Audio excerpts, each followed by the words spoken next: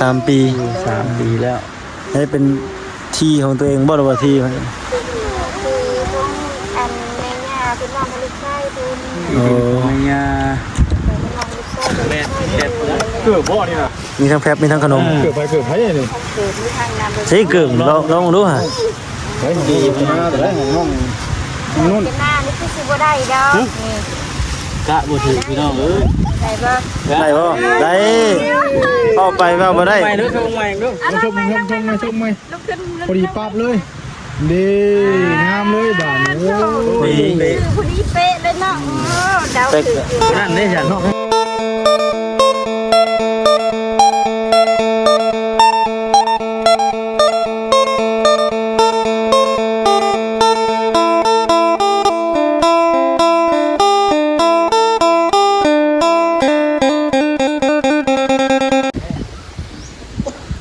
สบายดีเด้อพ่อพี่น้องซีบ่สุคนพี่น้องเอ้ยมาเยี่ยมมายามเมืองก่อนมาพี่น้องนะได้ยินแต่ข่าวได้ยินแต่ชื่อพี่น้องกันน้องรจนายังบ่เคยเห็นหน้าเห็นตาพี่น้องเห็นแต่เนาะคลิปเนาะนั่นนี่ก็สิได้มาเยี่ยมมายามเมืองก่อนเนาะเป็นจังไดนั่นนี่ก็เข้าร่วมกันครับบ่ครับมันคือเก่าเนาะพี่น้องเนาะแต่แบบก็อย่าเผากดข้ามโฆษณาเด้อพี่น้องเด้อเนาะไปเอาเบิ่งน้ำกันเลยพี่น้องเลยจะคนไหนน้องรัตนากันเลยยังไม่เคยเห็นได้เตือนน้องพี่น้องเนาะเป็นครั้งแรกของเบาหน้าพี่น้องเลยที่เขามาเบิ่ง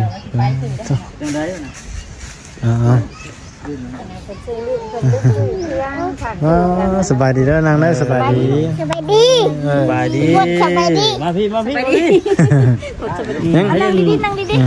น้องรจนาเพิ่นได้ฉัน สบายดีแล้ว ไปแล้วดินซ้ายหนูเอารถน้ำมาไปเอาเดี๋ยวรถน้ำมาเนี่ยวัดเดี๋ยวรถน้ำรถน้ำใช้ไปนำบ่ไปเจ้าค่ะ ไปเบิดไปเลยเนาะ จังได๋บ่มีข่าวดีบ่เอิ้นเอ้ยข่าวดีบ่มัน มื้อนี้หันกันได้ยินแต่ว่าถ้าไม่ตกไม่เช้าให้เตรียมเช้าให้ได้ข่าวดีอยู่ ข่าวดีเนาะคู่มือนะว่าง่ายๆก็ เลย ข่าวดีหลั่งไหลเข้ามา ข่าวดีอยู่แต่ละมื้อ คือสิบ่ได้อันกลุ่มใจคือแต่เก่าดอกเนาะ เลยบ่ได้กุ้มข่าวดีเข้ามาเรื่อยๆกันดีใจแห้งขนาด ดีใจนำเด้อดีใจนำเนาะ มีข่าวดีตลอดเนาะเฮ้ยน้องรัตนาคนไหนสะ นี่มาแล้ว กำลังยางมาเพิ่น นี่พี่น้องเนาะครั้งแรกที่มาครั้งแรกแล้ว ทางวัด โอ้เพิ่นก็ครั้งแรกเลยที่เห็นข่อย แน่นอน ครั้งแรก ถามเพิ่นกวางกว่าหาน้องเอ้ย เลย เคยเห็นข่อยอยู่บ่บ่เคยพี่น้อง ล่มเนาะแม่เนาะ ล้มเต็มเข้าในบ้านนี่ โตพี่น้องสบายดี สบายดีน้องจะมามาแต่ไสมาแต่เฮือนโอ้มาแต่นั่งดินวันนี้ก็เพิ่นบ่ได้ไปทางใดทางนอกก็คือเป็นแม่กันนับมือแล้วนับมือให้ เห็นอยู่4คนนี่บ่ เลยอยู่ทางนี้นะ ป้าจะลูกสาวเนาะพี่น้องเอ้ย 4 คน 4 คน นอนกลางค่ำกลางคืนนี่บ่ยาก ย่านยื้อหาไปได้มันจำเป็นแล้วคนย่านก็ย่านอยู่ผมมีจะมีขา ประตูเพิ่นนั่นที่น้องพี่น้อง ขากระโบดีประตูกระโบมี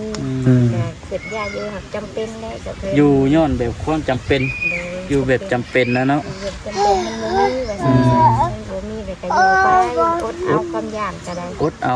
จุดชิ้นนะเอาง่าย เป็นชิ้น ๆไปห้องแดนเนาะกันว่าย่านก็คือหีนั่นเลยเด้ อยู่ตะลนนะบ่อยู่นี่นะ 3 ปี 3 ปี 3 ปีแล้ว ให้เป็นที่ของตัวเองบ่หรือว่าที่ คือของอันแม่ย่าเป็นน้องลูกชายคุณ โอ้ แม่ย่า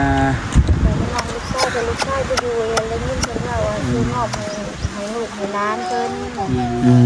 จะอยู่เป็นน้ำลูกน้ำเต่าเฮานี่แหละก็ทำการมอบให้เฮาคือ แม่นั่นแหละอยู่ แม่ เป็นลูกน้ำเต่าเพิ่นให้ลูกให้หลานให้ทำให้เฮา ลูกชายตอนนี้เพิ่นมาอยู่ติ เลยลูกชายเพิ่นเสียแล้ว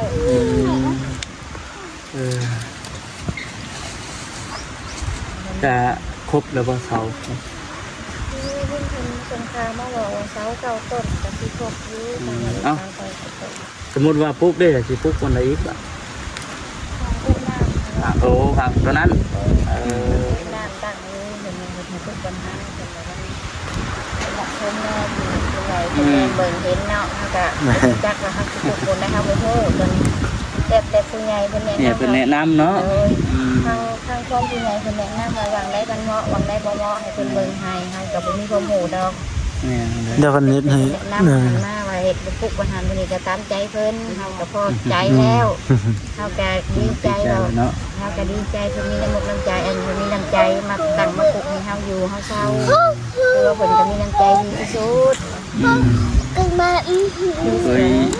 บุกเคยพ่อเคยเจอจะเกลือแรกมันอยู่คนติเกลือแรก ครั้งแรกเลยครั้งแรกเพิ่นเคยบอกเพิ่นเจอจะเทื่อให้เขามาพ่อเคยบอกเคยบอกให้เขามาพ่อมาเจอ แม่จังไดน้องรจนาดีใจอยู่บ่ โดยดีใจ ดีใจอยู่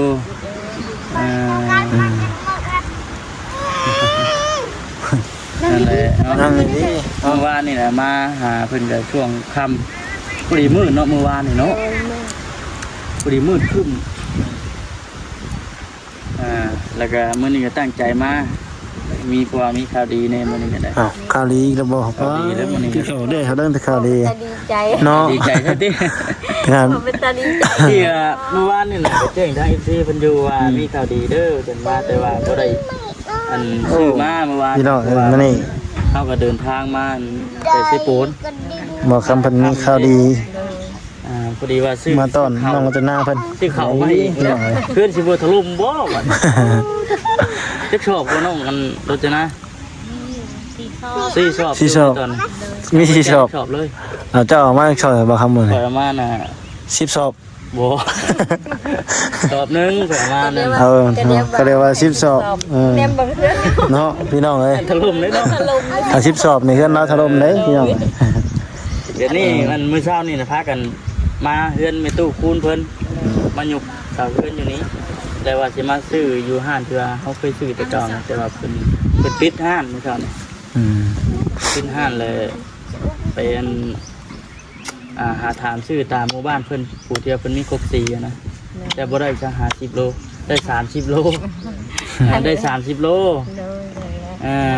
ห้านที่ว่าเฮาซื้อแล้วเพิ่นปิดก็เลย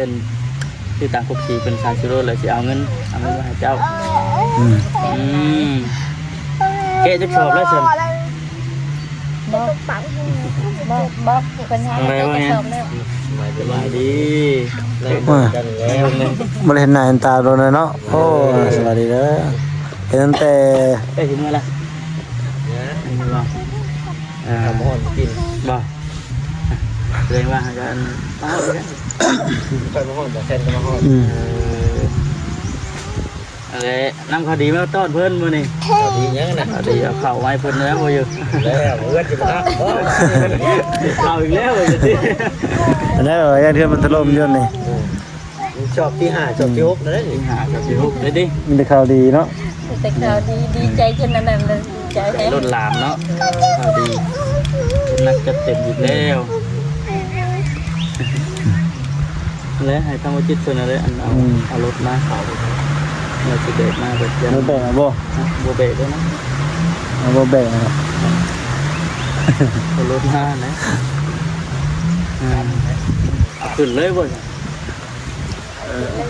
ขึ้นเลยบ่ ขึ้นเลย นั่งขา อืมมีแต่ข่าวดีเนาะเราบอกคำเพิ่นเอามาให้อีกมื้อนี้ก็ได้พี่น้องเอ้ยสอบหนึงฮะ ทำนะ คืออะไรถามบ่าวบ่ ทำมาจังไร อ่า สีเหลืองห้ามสีเหลืองเป็นไง ใช้สีเหลืองฮะ เดี๋ยวห้าม ใส่ในใส่ ในตัวเขาห้าม โอ้โหเป็นทรงเป็นทรง ส่ง อืม แบบใด ชมแบบใด ทำดี ชมแบบใด จักส่งแบบใดแล้วพี่น้องเอ้ยเนาะ จักก็บอกน้องเพิ่น ๆถ้าแปลกๆ เนาะ ส่งแตง อืมเป็นส่งแตงเนาะ เราเป็นใส่ส่งแตงงามบ่ งามบ่ส่งเบา ถามซื้อเพิ่นดูเบาซื้อหยังจ้ะ เราซื้อ เบาซื้อเบาหน้าเด้อเบา เบาหน้า แม่นมึงมาหาครั้งแรก สบายดีบ่เบาหน้าสิถาม ไปดีเดี๋ยวบอกนะ ถามตั้งใจถามดิ ตั้งใจถามน่ะสบายดีอยู่ ไปดีนะ สบายดีเบาหน้าบ่แม่นนะสบายดีเบาหน้ามาจากบ้านใดว่าสิถามเพิ่นดี สบายดีจังมาบ้านใด ๆเบาหน้ามาจากบ้านใดว่าสิบอกน้องแน่ว่าสิแล้วว่า ถึงมาบ้านใด นั่นแหละเบาอยู่บ้านเดียวกับเบาคำเพิ่นนั่นแหละเบาคำเบาจิตเนาะเป็นพี่น้องเดียวกับเบาคำเพิ่นกับเบาจิตเพิ่นปาทุเอาเบาคำทุ แม่นอยู่ พี่น้องเพิ่นถามเรื่องราวเนาะพี่น้องเพิ่นบ่เคยเห็นครั้งแรกบ่คำเพิ่นเนาะ โบครับ แม่นเจ็บเลย เกือบบ่นี่นะ มีทั้งแฟบมีทั้งขนม เกือบไปเกือบไปนี่ คือที่ทางนำ ใช่เกิ่งลองดูฮะ ไปดีมาแต่ได้ของน้องนุ่น เป็นหน้านี่คือสิบ่ได้ดอกนี่ กะบ่ถือพี่น้องเอ้ย ได้บ่ ได้บ่ได้เข้าไปว่าบ่ได้ ใหม่เด้อชมใหม่เด้อ ชมไหม ลุกขึ้น พอดีปั๊บเลยดีงามเลยบ้านโอ้ ผู้หญิง ผู้นี้เป๊ะเลยเนาะดาวคืออยู่ คนนั้นได้จัง น้องนั่นกันน้องคนนี้เด้พอดีว่านี่น้องนี่ ไปเนาะ มี3คู่ ตัวนี้น่ะ คู่นึงเด้อคู่ มีคนนี้ อ๋อ นี่ของน้องนุ่นอยู่พี่ลอง งามเดี๋ยวปึ๊บไปดูนะบอกคำเป็นนี่ ไปโอ้น้อยอยู่น้อย น้อยนึง ต้องผู้นี้เด้ผู้นี้น้อยบ่จักผู้นี้ มาดูจัง ต้องเปลี่ยนแล้วบ่คำเอ้ย น้อยนี่เขาบ่ได้อันนี้ก็ นี่ตัวนี้ ตัวนี้คนนี้เนาะ อันนี้พอดีตัวนี้ โอ้ยเนาะ นี่ เฮ้ย โอ้ตัวตัวนั้นใหญ่โพดตัวนี้เนาะ แม่น นึงตัวนี้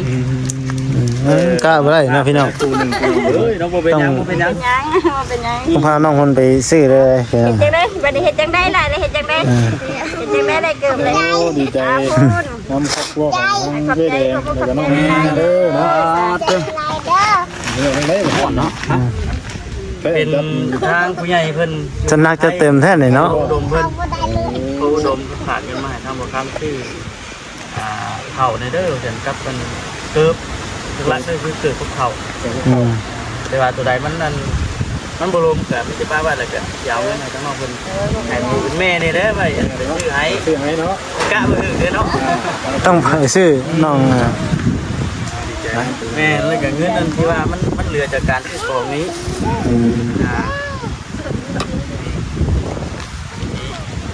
มอบให้กับมันไอ้แดงเพิ่นเอาไว้ใส่ซอยหรือว่าไว้ใช้จ่ายน้ำเพื่อนน้ำทานเด้อ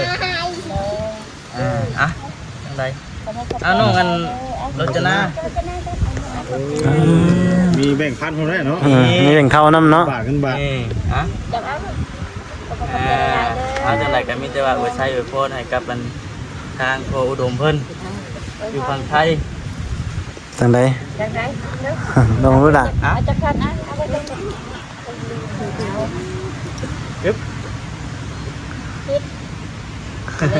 เป็นแม่ก็ได้เป็นแม่ก็ได้ เออคิดบอก อันขอบใจหลายเด้ออันขอบใจหลายเด้อพออัน อุดม พออุดมก็ได้ที่ส่งงานของเครื่องใส่ที่เงินเป็นคำมาให้ลูกนั้นให้ครอบครัวของผู้ขาดขอให้อยู่หมันควันยืนเด้อสั่งให้สั่งได้สั่งลูกยึดขืนหาเงินหาทองให้ไหลมาเฮมาให้อยู่ดีมีแห้งดีเป็นสุขกายสบายใจเด้อจ้าทุกคน สาธุเนาะ สาธุบุญที่ส่งมาให้ก็ได้คือเบาคันในคอให้อายุดีดีมีแห้งให้ซึ่งกระยันให้หันกระยอนหางานหาการเห็นหลับลื่นเด้อให้ได้การให้เป็นฝังเป็นแพทย์เดี๋ยวนี้ต่อไปขอให้อันงานการให้หลับให้ลื่นเด้อ สาธุเนาะ เออ เนาะดีใจน้ำนี่ไร โชค น้อง ไว้ นาต้องเฮียนต้องนับเลยแล้วต้อง แม่น ฝึกไว้เนาะ ฝึกไว้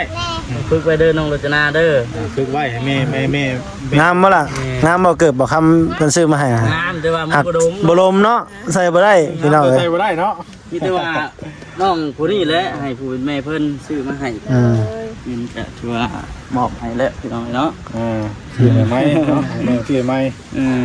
ถูกเนาะ แต่ว่าผู้เป็นเอื้อยเพิ่นน่ะพอดี พอดีเลย กะผู้ใหญ่ปัดถึกกะเป๊ะ คิดผู้นี้เนาะคิดผู้เดียว ต้องลื่นต้องลื่นตัวนี้นะ ตัวนี้ต้อง เป็นอย่างนี้เอาเป็นยังเสื้อไหมเนาะ เชื่อไหม นั่นเก็บไว้ ที่ว่ามาฮอดมาถึงแล้วพี่น้องเนาะ ตัวไหนนี่เด้ ข่าวเพิ่นนี่บ่ ข้าวเพิ่นนี่ ป้าไปใส่ก่อนเด้อ แล้วขึ้น ต้องขึ้นเพิ่นเลย เป็นคะแนนน้ำหมูนี่ก็ได้ก็ขอบใจหลายๆเดียวมาถึงซื้อ ตั้งไว้ด้วยว่าจับบ่ จับก็ได้ พี่น้อง พุ่งขึ้นฮอดพุ่งขึ้น ป้าต้องเฮือนได้บ่ครับเฮ็ดพี่น้องเอ้ย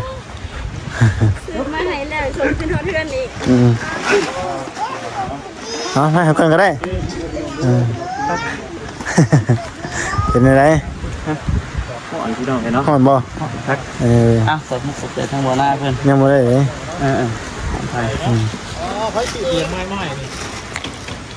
โอ้ สบุน พี่น้องเอ้ยเนาะ บ่ มาครั้งแรก โอเคพี่น้องเนาะจะได้ขอตัวกลับเด้อบัดนี้เด้อเนาะสบายดีเด้อทั้งน้องรจนาทั้งเอแดงเนาะ จังได้ลูกสบายดี ไหนล่ะต้องซื้อจังใดก็บ่าวมาครั้งแรกซื้อนุ่นผู้กลางได้ซั่นน่ะซื้อพด พด พดเพิ่นได้น้องซื้อหยัง เบิดกันหน้าร จนาเนาะซื้อนุ่นเนาะ โดย น้องนุ่นแล้วก็น้องพดก็น้องรจนาพี่น้องเอ้ย อันเฮียนเป็นหยังเฮียน ขนมหลาย กินขนมลายห่วยบ้านหน้านี่สิบ่ซื้อมา เอาเมื่อเลยจ้ะบ่าวเอาเมื่อเลยไม่กินได้ จะกินคือเก่าแล้วเนาะ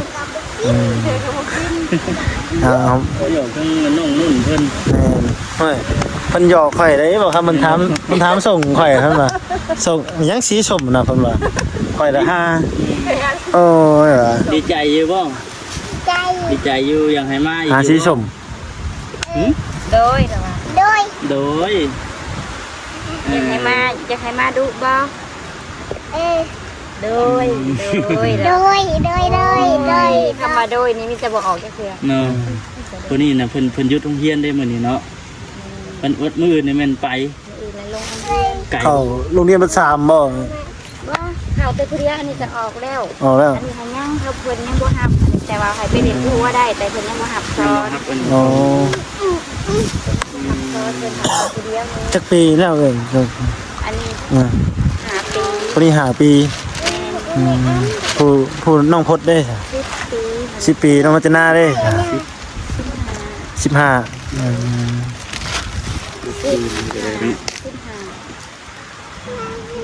ได้ลูกสาวเนาะ คนมันได้เกือบล้าน มาลูกเคยได้บัดใหญ่นี่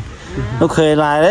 ไก่สิให้ติดต่อให้ลูกเคยให้จักไปสิมาเอาเนาะแนมเบิ่งสภาพนี่ถ้าว่ามีคนมาเก็บมาเล่นมันอันไหนเลี้ยงซอยก็ดีมีมุกดีใจได้หลายเลย ดีมุกดีใจเลยเด้อ มีทาง แล้วเป็นเพิ่นสุดซอยหลายสิ่งหลายอย่าง ขอบใจหลายๆเด้อ คือลืมสร้างเพิ่นนั่นแหละเดียวเนาะมีการรับแม่เพิ่นซอยเข้ามา เดือนเฮือนเดือน3เพิ่นก็ หลังนั้น เป็นเดือนเฮือนนี่ผู้ใหญ่ทั้งใดเด้เดือนเฮือน มีทางใดก็นั่งดู ทั้งไปบุญเพิ่นบ่ ดู อ๋อ อันผู้ใหญ่ทางแม่บุญเพิ่น ทำไมบุญ กับบ่าวอัน บักแม่น บ่แอนอ๋อ บุญกับบ่าวเองทางเพื่อนเพิ่นนั่นเพิ่นน้ำเพิ่นว่าเด็กเพื่อน โอ้น้ำกับอันฮอดเพื่อน เป็นน้องเอ็นกับอันกระบุญนั่นแหละ ใช้ เงินตาเพิ่นนะ เดี๋ยวว่าดีใจนำเด้อเนาะดีใจนำมีผู้สดผู้ช่วยนะว่าอยู่ดีว่าเงียบมีแฮงเนาะ กระบุญเลยผู้ แม่ ชาย แม่แม่ เตรียมเลยเด้อเนาะเตรียมทางไว้ เก็บ มา ให้น้ำไว้เรามีให้นิดหน่อย น้องรจนาบ่สิอยู่ไหวอยู่บ่น เอายังเพิ่นทางก๊อกบ่ เต็งเลยบ่ ฮะ ไปเลย อ๋อ หามาจะพุ่นล่ะมาเทชนี้ เลยถามมาแต่เพื่อน โอ้เดี๋ยวนี้มึง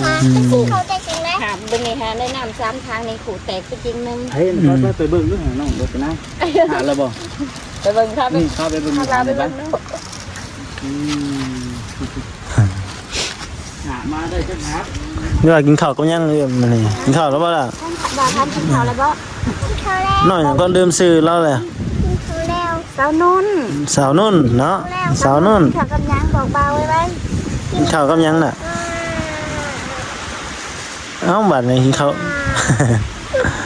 ตา อืม กับยังลูกกับยังบอกดีๆบอกดี จะไพ่ ๆกิน ข้าวข้าวกับไข่มื้อนี้เนาะอืม กินตอนเช้าหรือตอนแรงไข่ค่ะกินตอนเพลนหรือตอนเช้า กินต้นเพน กินตอนเพลนพี่น้องเอ้ย เช้าได้ค่ะลองอ่าน เช้า กัน ไม่ได้กินต้น มีแต่ว่าสิได้กลับก่อนแหละบัดนี้ก็ได้เนาะมาเยี่ยมมายามครั้งแรกก็บ่มีหยังให้ โดยดี แต่ว่ามีดีมีแห้งมีคนใจ ขอบใจหลายๆคำนี้แกพอใจแล้ โอเคสบายดี สบายดีเด้อสบายดี ดี อ๋อพี่น้องเนาะจังไรก็ดีใจน้ำน้องเพันหลายพี่น้องเนาะได้มาเยี่ยมมาหยามมาเห็นมาถามไทยบางแล้วพี่น้องเลยเนาะก็เรื่องราวของเพิ่นก็พอซีฮู้คร่าวๆพี่น้องเนาะก็เห็นคลิปน้ำแน่แล้วพ่อแม่พี่น้อง FC ได้ไหมถ้าคลิปนี้ผิดพลาดประการใดก็ขอโทษขออภัยหลายๆเด้อพ่อแม่พี่น้องเลยสำหรับคลิปนี้ก็ทางบ้านนาเองก็จะได้ขอจบคลิปไปก่อนเนาะพี่น้องเนาะสบายดีเด้อสบายดีโอ้ย